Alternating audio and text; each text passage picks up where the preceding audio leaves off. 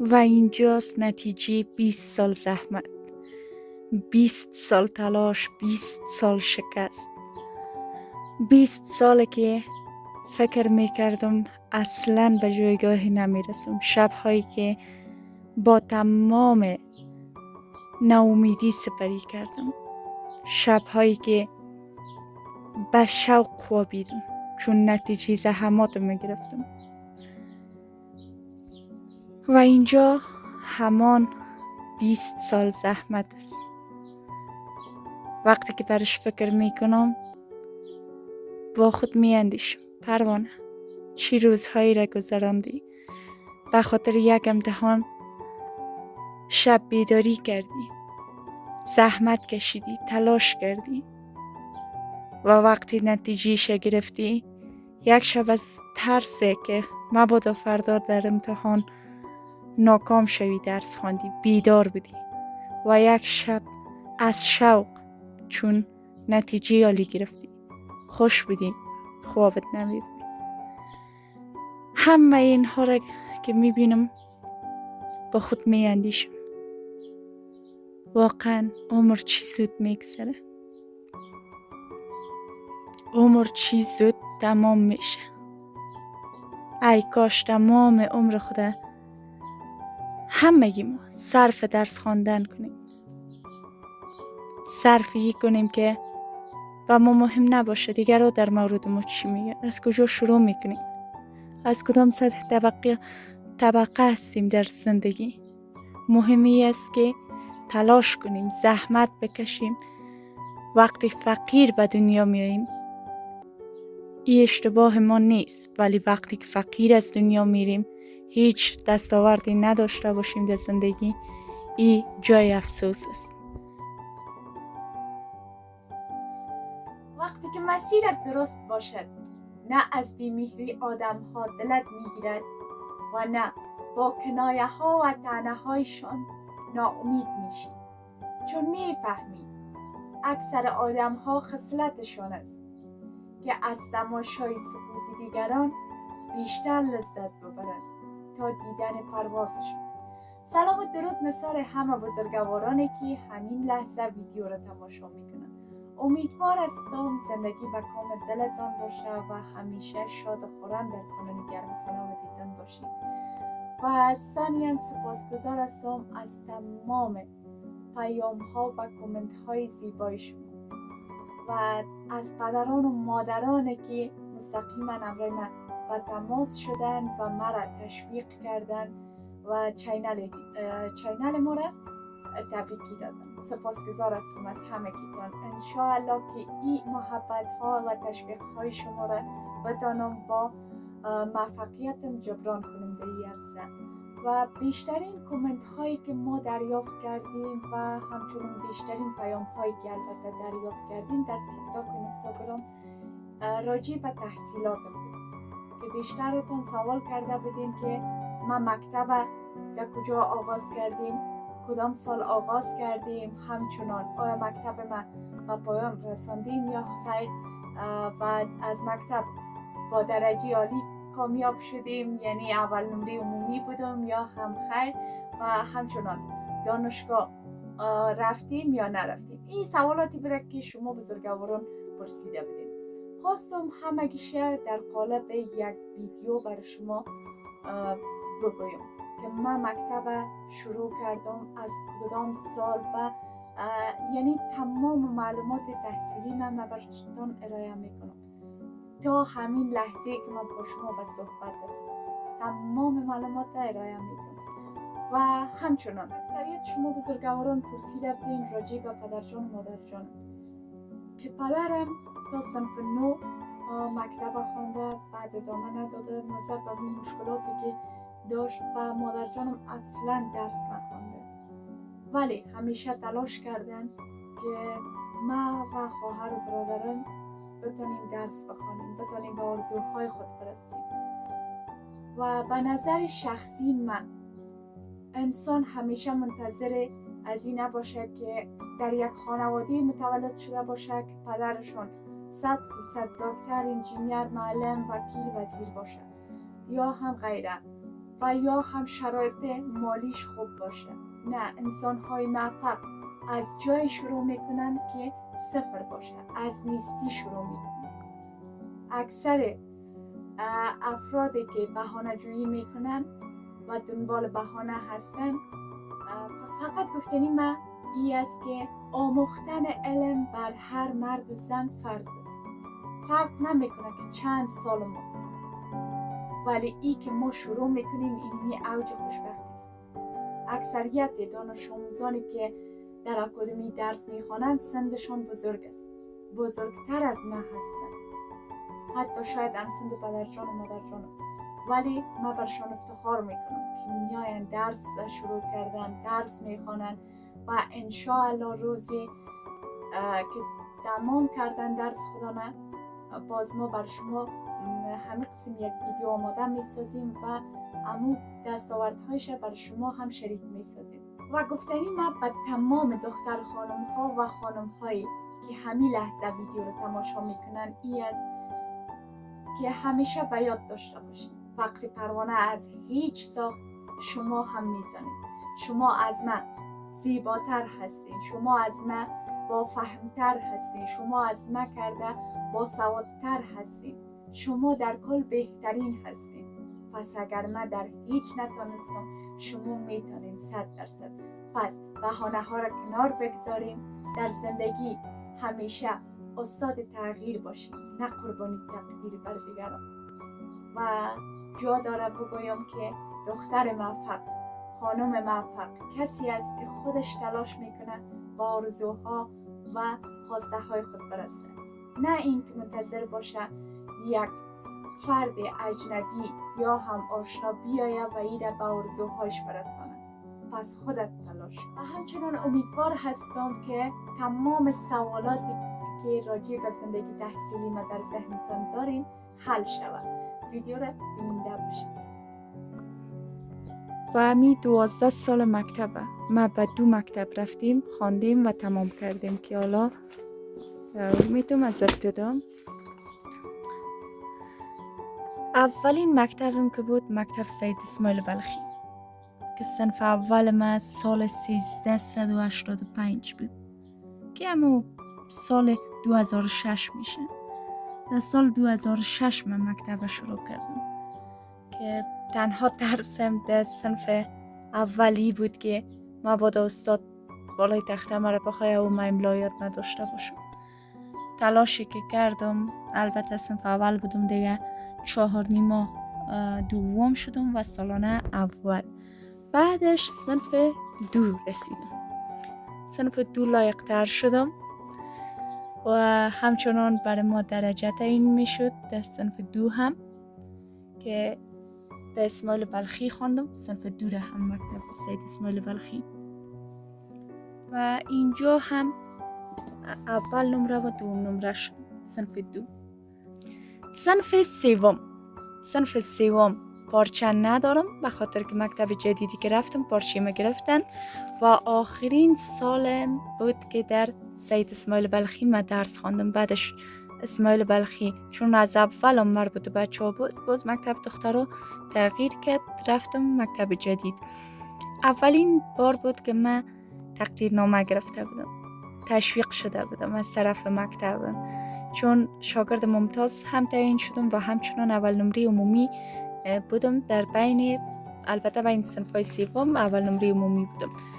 یادش بخیر منتظر می بودیم که صنف 4 شویم و فامیل اجازه بده، مکتب اجازه بده که ما با خود کار نوشته کنیم. صنف 4 رفتم لیسه نسوان ام البنین، مکتب جدیدم و تا صنف 12 در این مکتب بودم. صنف 4 هم با وجودی که محیط جدید بود، دوستم جدید بود، دانستم درس بخوانم و 4 ماه و سالانه اول شدم. صنف 5 به من یاد داد که هر قدر لایق باشی، موفق باشی، باز هم کسی دیگه موفق تر است و صنف 5 4 ماه اول شدم و سالانه دوم اول نمرگیم از دست داد. یادش بخیر یکی از استرس هایی که داشتیم قبل از پارچه گرفتن ای بود که پوش پارچه ما چی رنگ می باشه، مقبول است یا هم خیر. و رسیدیم صنف شش دیگه اوج ازی بود که دیگه من کم کم تنبل شده بودم. یعنی خوب بودم دیگه، نمراتم خوب بود، ولی باز هم از درجه افتادم چهارم و ششم شدم، چون صنف ما تغییر داده بودم، رفتم به صنف جدید امروی یکی از بهترین دوستم. صنف هفتم مضامین جدید شد، مضامین ما زیادتر میشه بعد از 6 که زیادترین مضامینی که اصلا آشنایی نداریم امروش. صنف هفتم هم خوب بود، نمراتم تا جایی، ولی تنبل شدم. در این صنف در کدام مضامین زیادتر مضمونی که من لایق نبودم جغرافیا بود، بیش از حد. یکی انگلیسی که کاملا ضعیف بود. و باز هم من چون صنف 7 بودم خواستم ضرب زبانی 7 بخوانم که 7 و 14 شدم و بالاخره صنف 8 رسیدم. صنف 8 باز هم از بدتر شدم، درس درست نمیخواندم، چون یک بار که آدم طعم تنبلی را چشید تا آخرم قسم می باشه. اینجا 19 و 23 شدم. بسیار رنج می بردم، خصوصا از زمانی که من پارچه من می گرفتم، خیش قوم زنگ می زدن یا هم می آمدن خانه ما می پرسید که چندم شدی و من 19 می گفتم، باز می گفتن طبعا. بین دوستای نزدیک، فامیلای نزدیک همی گپ بود، می گفته گو 19 این برای من بسیار سخت می شد. کمی افسردگی گرفته بود مرا. می گفتم چرا مثلا ما اینقدر تنبل شدیم، چرا نمیخوانم. بسیار سرم تاثیر کرده بود. بعدش خانواده برای من، چون از دکتر جمشید رسا اولین بار بود که من ویدیوهایش میدیدم، ما میشه از امو اول تا آخر گوش کردم. این هم مگیش خاطراتی است که از طفولیت ماند بر من، ولی واقعا مرا نجات داده. امی صنفایی که من درس خواندم و شروع کردم، چون گوشگیری که میگرفتم وصل میساختم دیگه، من واقعا فارغ بودم از دنیای آدم های دیگه و فقط به درسم فکر میکردم، به سخنانی که واقعا مرا انرژی میداد، سخنانی که درک میکردم که من یک شخص عادی نیستم، باید تلاش کنم درس بخوانم. و بعدش از صنف 8 که تمام شد، که دیدم 23 شدم دیگه. خب بسته زمستان من فقط ویدیوها رو میدیدم، هیچ درس چیزی نبوده و بسیار افسرده شده بودم. صنف 9 رسیدم. صنف 9 دیگه خواستم از خود یک انسان جدید، که شکر خدا همون قسمم شد. درس زیاد خواندم، تلاش من تا جایی که توانایی داشتم تلاش کردم، ولی بازم در الجبر بسیار ضعیف بودم. همون قسم در انگلیسی خب بیخی دیگه تا هنوزم درست یاد ندارم. تلاش کردم 7 و 8 نمره شدم، از مکتب 7 و 8 فارغ شدم و در جریان همین سال تصمیم گرفتم که باید از انگلیسی را شروع کنم. کورس گرفتم، رفتم درسم شروع کردم، یا ممو امتحاناتی که از من گرفته بودن دیگه، همون سطح ابتدایی را خواندم ولی پیشرفته نشد. خب باز خوب شد، حداقل از همون تنبلی خود کشیدم و تانستم که سالانه نمره انگلیسیم خوبتر باشه. 30 گرفتم در سالانه دیگه، از برکت همی درس خواندن بود و تشویقای دوستان. اوج طلایی، تنها سالی که واقعا من هیچ وقتی خاطرات فراموش نمیکنم. صنف 10 رسیدم. صنف 10 دوری طلایی بود به من، که خصوصا به قسمت دنیات که ما بخش قرآن کریم ما زیادتر نمراتم 100 بود، 40 بود. باز در دنیات آفرین گرفته بودم از پیش استاد ما، ولی اینجا الجبر بسیار ضعیف بودم. ولی باز هم در تایمی که دیگر را تفریح میرفت، من کوشش میکردم پیش یکی از اساتید ما، استاد حساب ما بود، پیش میرفتم، امرای من کاری میکرد، درس میخواندم، برای من درس میداد بخش حسابه، ولی دیدم که نمیشه. خب بازم تلاش کردم، سوم نمره شدم 4 ماه و سالانه 5 شدم. در جریانی که پارچه ما گرفتم که دیدم، بعدش رفتم کورس ثبت نام کردم خودم. در کورس ثبت نام کردم. اینجا که مدلات نوشته هستم، مدلات من گفتم الجبر یاد دارم دیگه. این هم همون خاطرات که کتابچیم که تمامش نوت گرفتیم و امتحانات را که پاس کردم همگیشانه. خب اولین دوره بوده که همگیش یادگار نزدم نگاه کردیم، چون تمامش برای من یادآور عزیز که من هیچ بودم از هیچ خود رساندم و همگیش نگاه کردیم. این امتحاناتی بود که از من گرفتن میشد، درس میخواندم، تلاش میکردم و بخش الجبر من تمام کردم و از طرف کورس برام یک تقدیرنامه دادش که همون بخش حساب و الجبر حساب من تمام کردیم. بعد شروع کردم در الجبر. همین سال شروع کردم در الجبر که ماه اسد بود، 30 اسد شروع کردم، درس ما خواندم و الجبر کاملا یاد گرفتم. در این جریان از طرف مکتب یک مضمون اضافه داشتیم به نام تشبث که تشبث راجع به می تجارت بحث میکرد که چگونه در آینده تجار شوی، سرمایه گذاری کنی و از کدام طریق نفع و زیانت، ضرر و زیانت پیدا کنی خودت. من هم اشتراک کردم چون اولین بار بود. فکر نمیکردم که من با امو فکری که داشتم بتانم کامیاب شم، ولی پروژه من تعیین شد و من اول شدم بین مکتب و یک کپ هم بر من دادن. کپ دادن، کتاب دادن، یک تصدیقنامه را دادن و دیگه نمیدانم دقیق یادم نیست. و همچنان از طرف مکتب، از طرف مدیر صاحب محترم افغانی جان نیکزاد بدن به من یک تحسین نامه داده شد. قلم، کتابچه، در زمانش دیگه قلم و کتابچه هم برام دادن و این سال بود که من تازه میخواستم دیگه که آمادگی کنکور پیش خودم شروع کنم، ولی چون مصروف از اینا شدم ماندو. بعدش صنف 11 رسیدم. صنف 11 سال 1395 یا همو 2016 خوب بود. درس خواندم، تلاش کردم، ولی تا جایی که مثلا من درس خوانده بودم یک غیر حاضریام داشتم در این سن. خب باز هم تلاش میکردم، در مضمون پشتو کم میبردم و همچنان در انگلیسی من همیشه ضعیف بودم.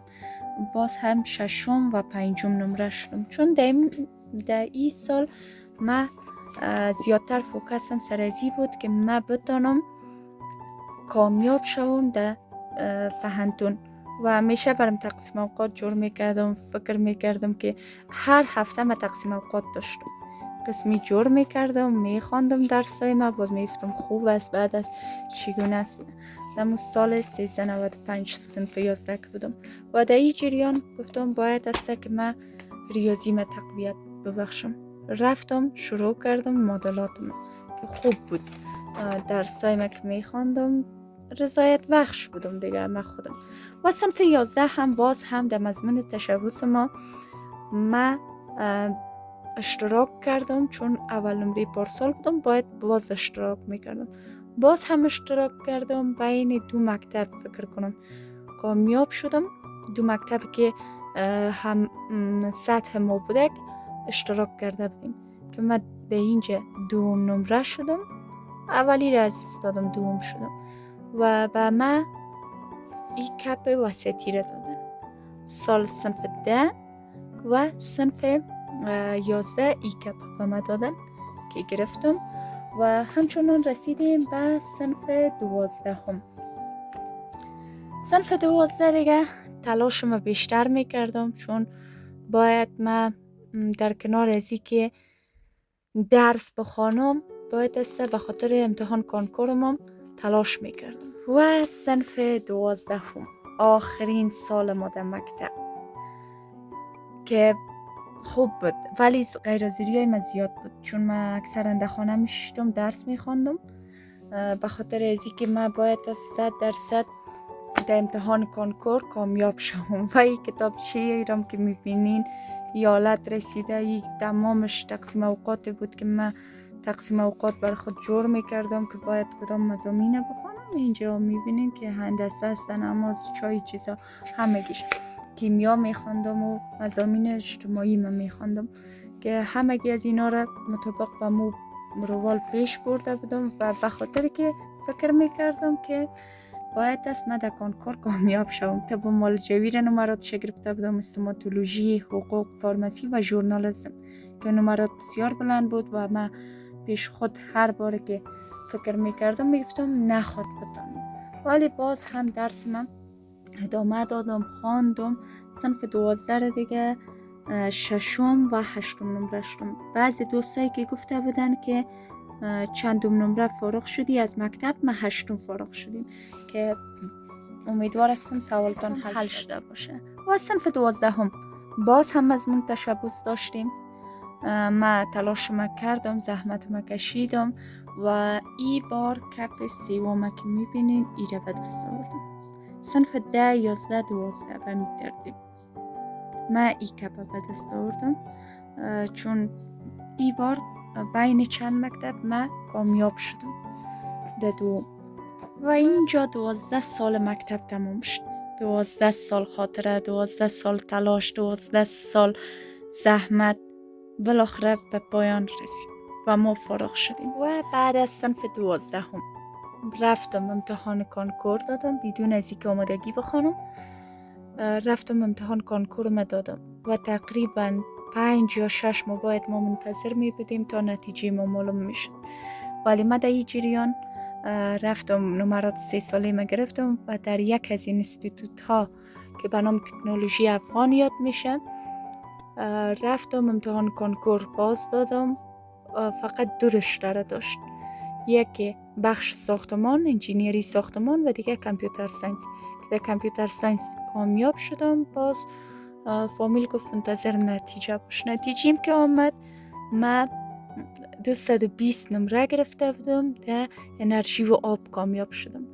ولی باز فامیل گفت باید از سر آمادگی بخوانی که کامیاب شوی. من هم شروع کردم سال 97. این کتابچه است که من نگاه کردیم و از چی زمان من شروع کردم. این هم یک از او کتابچه های است که 97 من در درسم باز رفتم آمادگی را شروع کردم. آمادگی کورس های متعدد رفتم، از جمله نظر ظلمی. اول نظر ظلمی رفتم که بعدا نامش تغییر کرد، جواک شد. باز 3 ماه صدیقی رفتم، به خاطر ریاضیاتم صدیقی هم رفتم چون کاملا یاد بگیرم. و کیمیا را پیش دکتر جمشید رسا خواندم و آخر 3 ماه آخر زمستان من رفتم در کورس مه نور که همون موعود بود، بعدش تغییر کرد اسمش. اینجا درس خواندم، امتحان دادم و منتظر نتیجه بودم. در جریانی که من منتظر نتیجه امتحان دوم کنکورم بودم، دور دوم رفتم عریضه کردم، به خاطر که شهادت نامیم دیرتر آمد.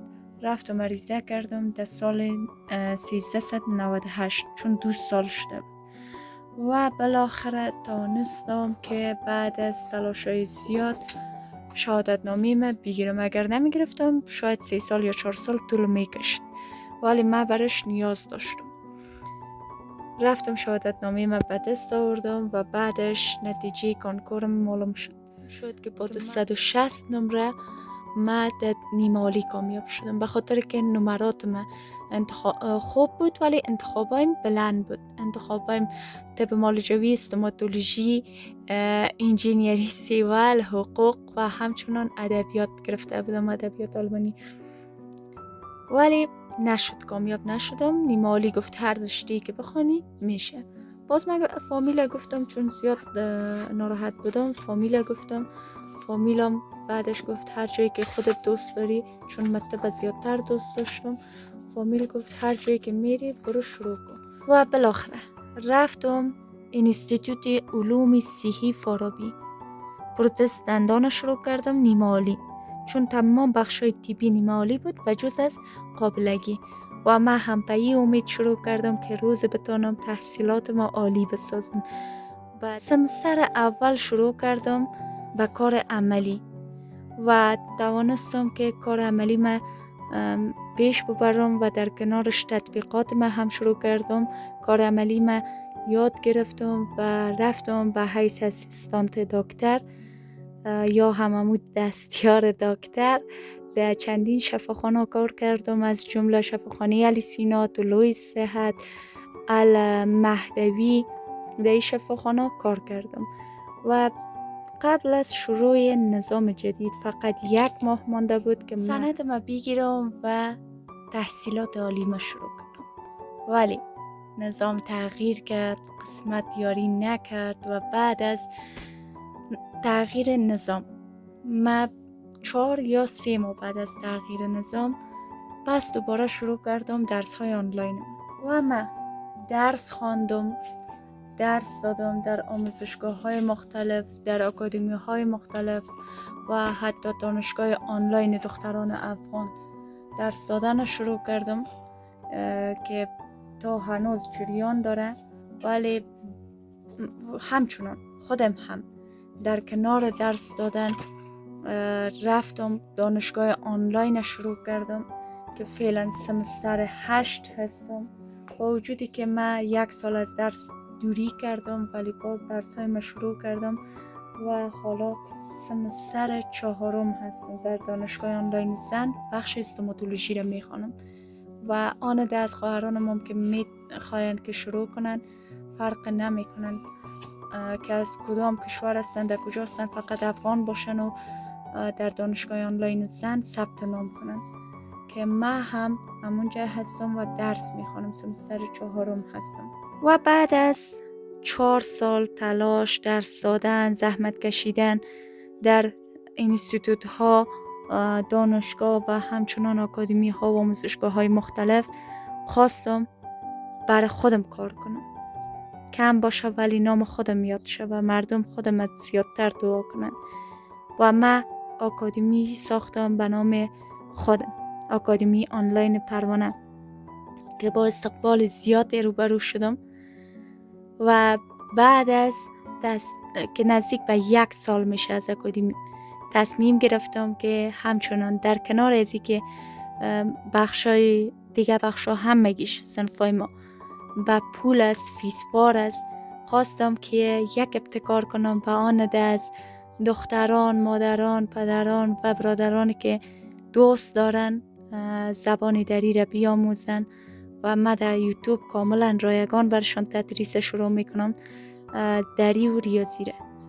و تحصیلات من تا همینجا بود. امیدوار هستم که بعد از این معضله که در فکرتان همیشه بود که ما چقدر درس خواندیم میایم تدریس میکنم یا هم آیا ما سطح تحصیلم بلند است یا هم خیر، امیدوار هستم تا این ویدیو همگیشه دانسته باشین و همچنان اگر من توانستم شما هم میتونین.